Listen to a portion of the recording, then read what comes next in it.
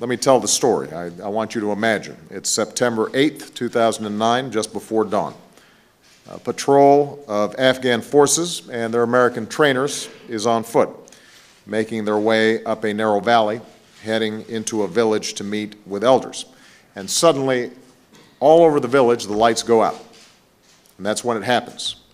About a mile away, Dakota, who's then a corporal, and Staff Sergeant Juan Rodriguez Chavez could hear the ambush over the radio.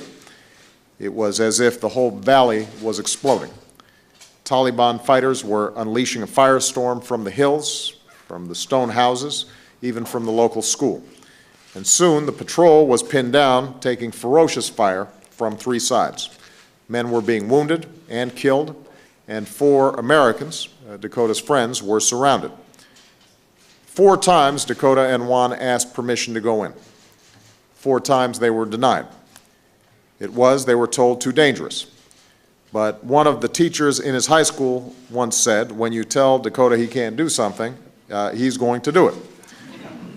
And as Dakota said of his trapped teammates, those were my brothers, and I couldn't just sit back and watch. The story of what Dakota did next will be told for generations. He told Juan they were going in. Juan jumped into a Humvee and took the wheel. Dakota climbed into the turret and manned the gun. They were defying orders, but they were doing what they thought was right. So they drove straight into a killing zone, Dakota's upper body and head exposed to a blizzard of fire from AK-47s and machine guns, from mortars and rocket-propelled grenades. Coming upon wounded Afghan soldiers, Dakota jumped out and loaded each of the wounded into the Humvee, each time exposing himself to all that enemy fire. They turned around and drove those wounded back to safety.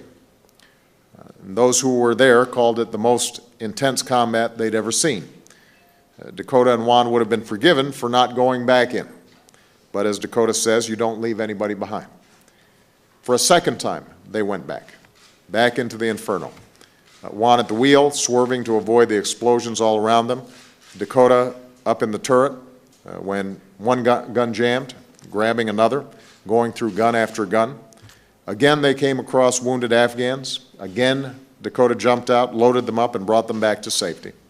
When one machine gun became inoperable, he directed the return to the rally point to switch to another gun truck for a third trip into the ambush area, where his accurate fire directly supported the remaining U.S. personnel and Afghan soldiers fighting their way out of the ambush. Despite a shrapnel wound to his arm, Corporal Meyer made 2 more trips into the ambush area in a third gun truck, accompanied by 4 other Afghan vehicles, to recover more wounded Afghan soldiers and search for the missing U.S. team members. Still under heavy enemy fire, he dismounted the vehicle on the 5th trip and moved on foot to locate and recover the bodies of his team members.